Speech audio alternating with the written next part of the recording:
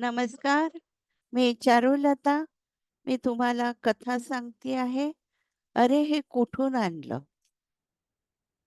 सतीश, पप्या, बंड्या, गोलू हे चौघं मित्र. तसे हे चौघे पूर्ण गावचे मित्र.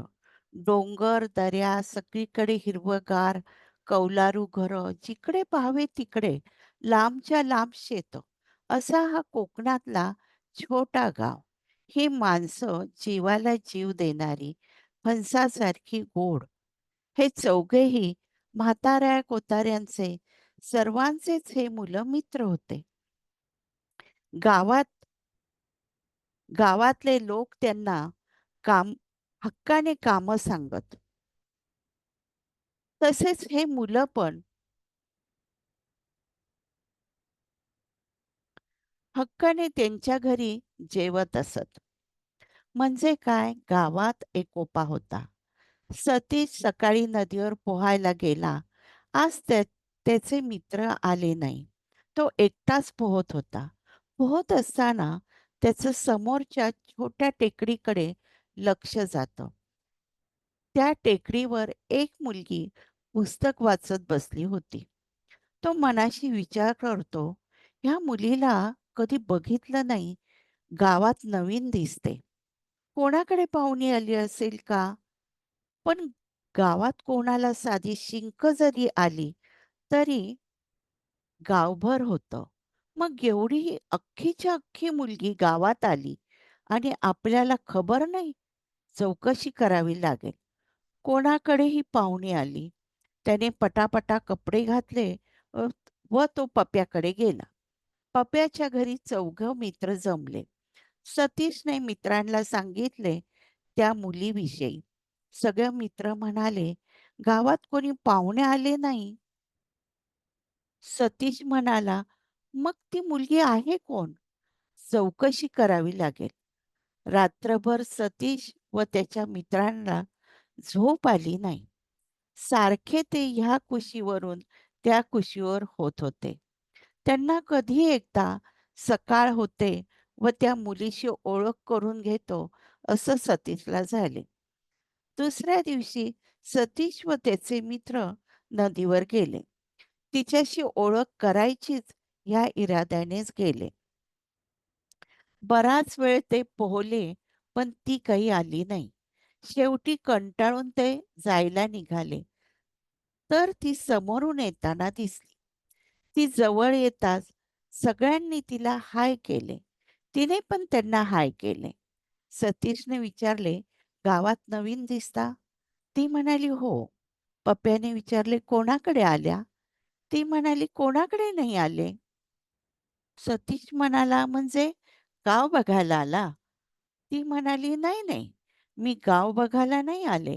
इथे शांतता आहे म्हणून मी अभ्यासाला आले.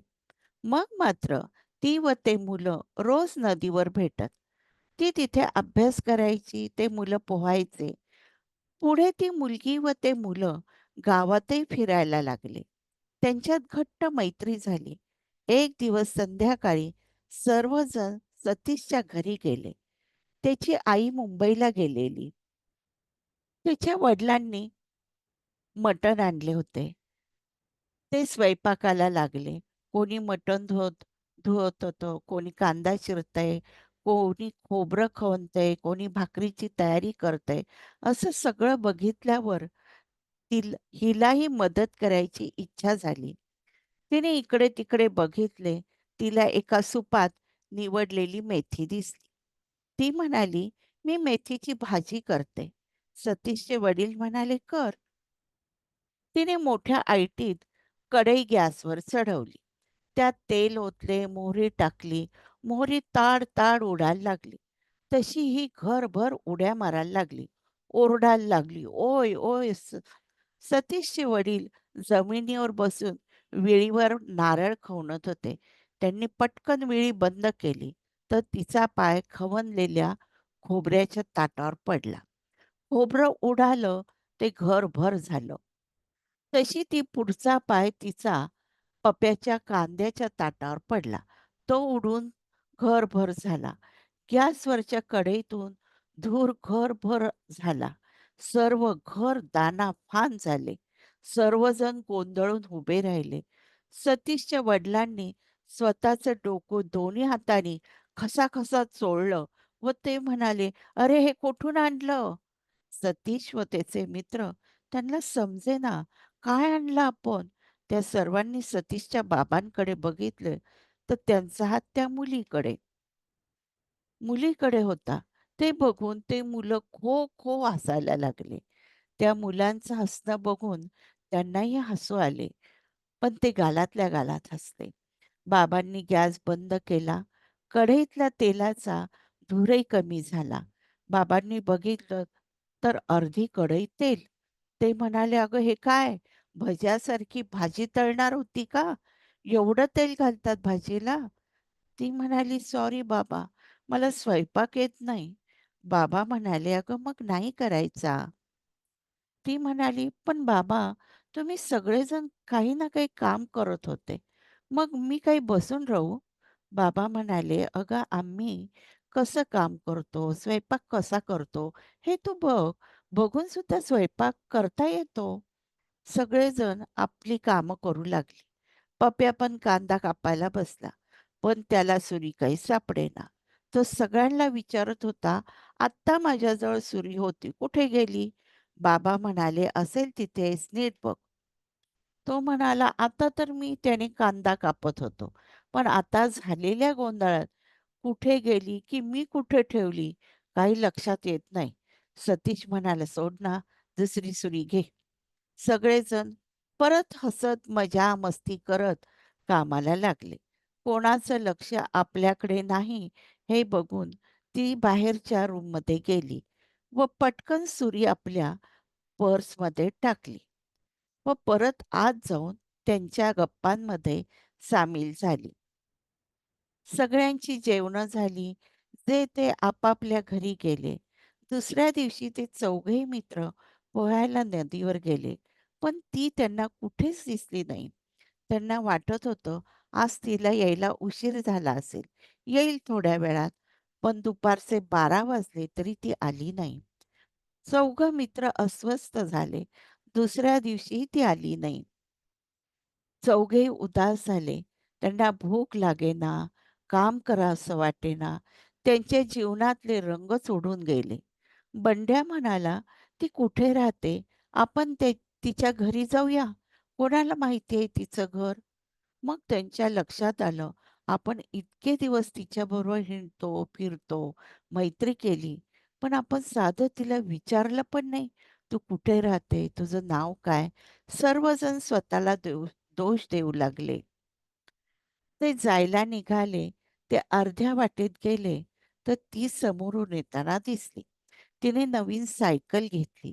ती सगळ्यांनी चालवली. त्या मित्रांना ती भेटली म्हणून खूप आनंद झाला. त्यांच्या अंगात उत्साह संचारला. बंड्याने विचारले, "2 दिवस तू कुठे गेली होती?" ती म्हणाली, "मी मम्मा-डॅडला भेटायला गेले होते मुंबईला." गोलू म्हणाला, "सांगायचे होते ना जाताना." ती म्हणाली, "का?" सतीशने विचारले, "तू कुठे राहते?" "मी गव्हर्नमेंट रेस्ट हाऊसमध्ये उतरले." चौघे एकमेकांकडे बघू लागले. त्यांच्या चेहऱ्यावर चिंता तिला दिसली. ती म्हणाली, "तुमच्या चेहऱ्यावर 12 का वाजले? काही लफडा तर केला नाही ना?" पप्प्या म्हणाला, "तू गव्हर्नमेंटची सर्व्हिस करते का?" ती म्हणाली, "कशी करणार? माझं शिक्षण पूर्ण झाले." "मग तू सरकारी क्वार्टरमध्ये कशी राहते?" "माझी मम्मा सरकारी नोकरी करते, म्हणून मी राहू शकते." सतीश म्हणाला, "तुझं नाव आम्हाला माहीतच नाही." ती म्हणाली, "कसं माहीत असणार? मला तुम्ही विचारलं नाही." "माझं नाव दिव्या." असेच दिवस जात होते. पाचही जण नदीवर भेटत होते. दिव्या तिथे बसून अभ्यास करायची. बाकीचे पोहायचे. मग ते सर्वजण शेतावर जायचे. शेतीची कामं करायचे.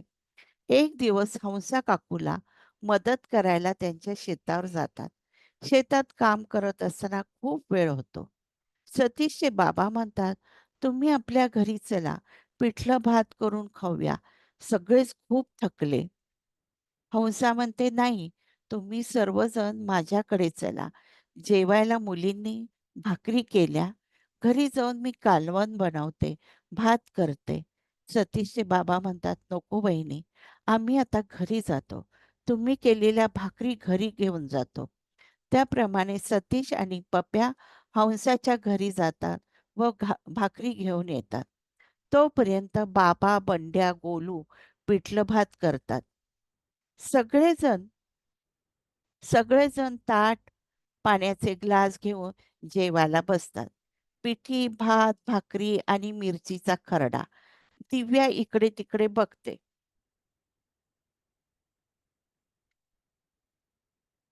सगळ्यांच्या चेहऱ्यावर थकवा दिसत असतो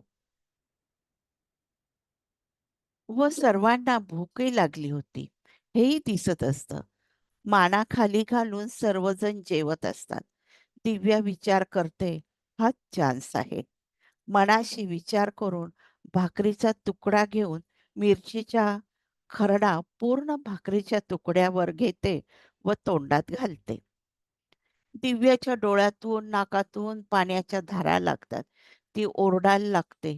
तिला कोणी पाणी देतं, कोणी साखर देतं, कोणी गूळ देतं. बाबा म्हणतात, "अगं खरडा थोडा-थोडा भाकरीला लावून खायचा असतो." ती म्हणते, "हे मला काय माहिती? मी ताटातला सगळा खरडा एकदमच खाल्ला." बाबांनी घेतला कपाळावर हात मारून. म्हणाले, "अरे, हे कुठून आणलं?" सगळेजण खो खो हसत होते. तिलाही त्यांच्या बोलण्याचं हसू आलं, पण तिने ते दाखवलं नाही. ती म्हणाली, "मी जरा बाहेर अंगणात फिरते, म्हणजे मला गार वाटेल." ती बाहेर अंगणात जाता जाता ओढणीत लपवलेला ग्लास पटकन पर्समध्ये टाकला व बाहेर चकरा मारायला लागली. थोड्या वेळाने बाबा दिव्याचं ताट घेऊन आले. म्हणाले, "इथेच जेव गार वाऱ्यात. तुझ्यासाठी गूळ तूप भाकरी आणली खा." दिव्या म्हणाली, "बाकीच्यांचे बाकीचे जेवतायत का?" ते म्हणाले, "नाही, एक ग्लास सापडत नाही. तो शोधतायत." तो ग्लास सतीशच्या आवडीचा. लहानपणापासून तो फक्त त्याच ग्लासने पाणी पितो. आता त्याने पाणी घेऊन बसला होता तो. दिव्या म्हणाले, "असेल चुकून कुठेतरी ठेवला." विषय बदलण्यासाठी दिव्या म्हणाली, "मी तुम्हाला आवडत नाही ना?" ते म्हणाले, "ए वेडाबाई, तुला हे कोणी सांगितले?" ती म्हणाली, "तुम्ही तर म्हणतात, हे कुठून आणलं? मी काय वस्तू आहे का?" सतीशचे बाबा हा, हा, हा, हा 7 मजली हसत होते. दिव्या आ वासून त्यांच्याकडे पाहत होती. तिच्या मनात विचार आला, किती दिलखुलास आहे हे अंकल. नाहीतर आपल्याकडचे लोक कोणाचा पायपोस कोणात नाही. हसल्याने त्यांच्या डोळ्यात पाणी आले. ते पुसत बाबा म्हणाले, "अगं तुझं नाव कुठे मला माहिती आहे. काय नाव आहे तुझं?" ती म्हणाली, "माझं नाव दिव्या." बाबा म्हणाले, "छान नाव आहे." पुढे ते म्हणाले, "कुठून आलीये?" दिव्या म्हणाली, "मी मुंबई." बाबांनी विचारले, "कशासाठी?" ती म्हणाली, " एका व्यक्तीचा शोध घेते आहे." सतीशचे वडील घाबरले. म्हणाले, "कोण व्यक्ती आहे? तिचा तू शोध घेते आहे?" दिव्या म्हणाली, "बाबा, तुम्ही का घाबरला?" ते म्हणाले, "मी? मी नाही घाबरलो. घाबरायचे काय कारण? तू कोणाला शोधायला आली?" तिने मोबाईलमधला एक फोटो दाखवत म्हणाली, "ह्या बाईला शोधायला आले आणि अभ्यासाला पण." सतीशच्या बाबांनी विचारले, "कोण आहे ह्या बाई?" दिव्या म्हणाली, "ह्या माझं सर्वस्व आहे." सतीशचे बाबा म्हणाले, "म्हणजे?" दिव्या म्हणाले, "ह्या बाईने माझं पालन केलं, माझं दुखणं खुपणं काढले. जसे माझे लाड केलेस, तसे मी चुकले तर माझा कानही पकडला. मला वळण लावलंही नाही. माझ्या सुखात दुःखात सामील झाली ही." बाबा म्हणाले, "म्हणजे ही तुझी आई?"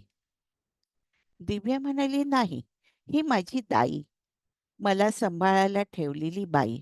माझ्यासाठी आईपेक्षाही ही महान आहे.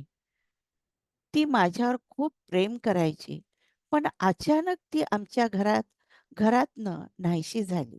मला जाणून घ्यायचं आहे, आमचं घर तिने का सोडलं? असं काय झालं? मला न भेटता ती निघून गेली, की तिला घराबाहेर काढलं.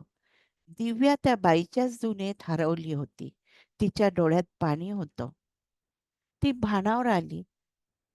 तिने आपले डोळे पुसले आणि म्हणाली, "ती ह्याच भागातली होती." सतीशचे बाबा म्हणाले, "अगं, पण तू तर आता मोठी झाली. मग ती कशाला पाहिजे?" दिव्या म्हणाली, "आता मला तिची गरज नाही, म्हणून मी तिला विसरून जाऊ? आता तिला माझी गरज आहे. माझ्या घरच्या लोकांना मी सांभाळते आहेच ना, तसं तिला सांभाळणं माझं कर्तव्य आहे." सतीशचे बाबा म्हणाले, "कोण कोण आहे तुझ्या घरी?" दिव्या म्हणाली, "माझ्या घरात? घराला अख्खा जिल्हा म्हणा." बाबा म्हणाले, "म्हणजे?" दिव्या म्हणाली, "माझ्या घरात खूप माणसं आहेत. आमच्या घरात माझे आई-बाबा, आईचे आई-बाबा, कारण माझी आई त्यांची एकुलती एक लेक म्हणून ते तिच्याचकडे राहतात. बरं, तिची आई होती मारवाडी व वडील होते ब्राह्मण, दोघंही कंजूस. माझ्या वडिलांचे आई-वडील ते पण तिथेच होते. वडील मराठा, आई गुजराती. बरेच वर्ष माझ्या आई-वडिलांना मूल नव्हते. माझ्या आईला या गोष्टीचं काहीच वाटत नव्हतं. तिला लहान मुलं आवडतच नव्हते. पण माझ्या वडिलांना खूप दुःख होतं असे. त्यांना खंत वाटायची. मला मूल का नाही देवा? एक दिवस असा उगवला, की त्यांच्या आनंदाला पारावार राहिला नाही. देवाने त्यांचं म्हणणं ऐकलं. माझ्या आईला दिवस गेले होते. माझा जन्म होणार होता. आईला दिवस गेल्याचे समजले. तिची तळपायाची आग मस्तकाला गेली. तिला तिचं फक्त करिअर महत्वाचे होते. तिने माझ्या वडिलांना सांगितले, "मी उद्या ऑपरेशन करून घेते." माझ्या वडिलांनी तिची खूप समजूत घातली. "तू फक्त बाळाला जन्म दे. बाकी सर्व त्या बाळाचं मी करेन. त्या बाळाला हात पण लावू नको." ते माझ्यासाठी आईच्या पाया पडले. सतीशचे बाबा म्हणाले, "अगं, पण हे सर्व तुला कोणी सांगितले?" दिव्या हसली म्हणाली, "बाबांच्या आईने बाबांच्या आईने आई लावालाव्या करण्यात पटाईत आहे हं." आई-बाबांचे रोज भांडण होऊ लागले आणि एक दिवस तर भांडणाने कळस गाठला आणि माझ्या आईने घर सोडले. माझी आई एकटीच राहत होती. ती चांगली कमवती आहे. सतीशचे बाबा म्हणाले, "तुझ्या आईचे आई-बाबा तिच्याबरोबर का गेले नाही?" दिव्या म्हणाली, "एक तर काय, जे काय असेल ते नात-नातू त्यांना पाहिजे होते. दुसरी गोष्ट, त्यांचा जावयावर जास्त जीव होता." पुढे सतीशच्या बाबांनी विचारले. पुढे माझ्या आईने रीतसर माझ्या वडिलांकडून डिव्होर्स घेतला. वडिलांनी ह्याच अटीवर डिव्होर्स दिला, की माझ्या बाळाला काही होता कामा नये. बाळ सुखरूप राहायला पाहिजे. पुढे आईच्या जीवनात एक माणूस आला. त्यांच्यात मैत्री झाली. मैत्रीचे रूपांतर प्रेमात झाले. मग त्यांनी लग्न केले. "अगं, पण तुझी आई तुझ्या वडिलांकडेच परत का नाही आली?" सतीशच्या बाबांनी विचारले. दिव्या म्हणाली, "माहीत नाही, ती परत का नाही आली? पण बाबांचे आई-बाबा म्हणतात, ती नाही आली तेच चांगलं झालं." माझ्या आई-बाबांचं कधी पटलंच नाही. पुढे माझा जन्म झाला. माझ्या सख्ख्या बापाला व सावत्र बापाला खूप आनंद झाला. माझ्या दुसऱ्या वडिलांना कधीच मूल होणार नव्हते. मग त्यांना मी रेडीमेड मुलगी मिळाले. दोघांनी ऑफिसमध्ये व हॉस्पिटलमध्ये 1-1 किलो बर्फी वाटली. मला बघायला माझे सावत्र बापाकडचे सर्व लोक आले. त्यांचे आई-वडील, त्यांची पहिली बायको, ती त्यांच्याचकडे राहत होती. तिचे आई-वडील आणि तिच्या आईची आई म्हणजे तिची आजी, सावत्र वडिलांचे 4 भाऊ, त्यांच्या बायका, त्या सर्वांचेच आई-वडील. पूर्ण ब्रह्मांड माझ्या भोवती जमलं होतं. हे सर्व वेगवेगळ्या जातीचे, पण हे सर्व एका घरात एकत्र राहतात. तेवढ्यात सतीश व बंड्या तिथे आला. बाबांनी विचारलं, "किचनमधलं आवरून झालं?" ते दोघं म्हणाले, "हो, झालं आवरून." सतीश म्हणाला, "भांडेही झाले घासून, पण माझा ग्लास काही सापडला नाही." दिव्या म्हणाली, "सापडेल रे, तू कुठेतरी मागे-पुढे ठेवला असेल." असं म्हणून ती उठली आणि म्हणाली, "चला, आता मी निघते." सतीशचे बाबा म्हणाले, "रात्र झाली, इथेच झोप. मलाही तुझ्या बालपणचं ऐकायचं आहे." दिव्या म्हणाली, "नाही, आता मी जाते. परत कधीतरी सांगेन." दिव्याने स्कूटरला किक मारून निघून गेली. 2 दिवस ती आलीच नाही. सतीशच्या बाबांना वाईट वाटायला लागलं. आपण समजत होतो, श्रीमंत बापाची लाडावलेली अवलाद तिला नाही वळण माजुरडी असणार. पण दिसतं तसं नसतं. तिच्या जीवनात किती उलथापालथ झाली. सतीशचे बाबा तिची रोज वाट बघत होते, पण ती येतच नव्हती. ते मात्र बेचैन झाले. ती सांगत असताना त्यांना वाटत होतं, हे सर्व आपल्या डोळ्यापुढे घडतंय. आज तिसरा दिवस ती आली नाही. इथेच मी माझी गोष्ट पहिला भाग थांबवती आहे. माझी जर कथा तुम्हाला आवडली असेल, तर माझ्या कथेला तुम्ही लाईक करा, शेअर करा आणि सबस्क्राईब करा. नमस्कार.